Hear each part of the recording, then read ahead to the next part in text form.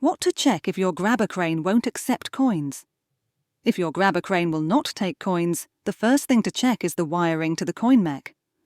The two most common coin mechs used on cranes are the RM5 and the microcoin SP. For the purpose of this video, we are using a microcoin SP coin mech. When the microcoin SP is functioning correctly, the first light will be solid green and the fourth light will be flashing green.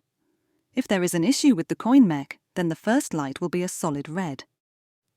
Please note that on a RM5, there are no lights to indicate a fault.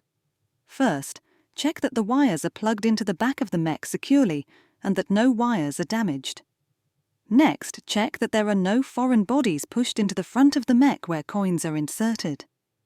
If there is an obstruction, ensure the machine is turned off and then remove the foreign body with a pair of tweezers or such like.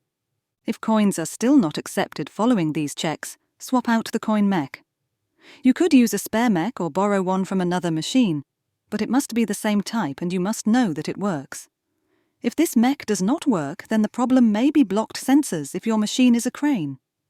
We have a video called Coin Accepted, but Gantry and Claw Won't Move, which covers blocked sensors in cranes. If coins are still not accepted following all these checks, you should contact a technician or email us at help@maxgrab.com. I hope this video has helped solve your issue. Our full range of products and services can be found at www.maxgrab.com.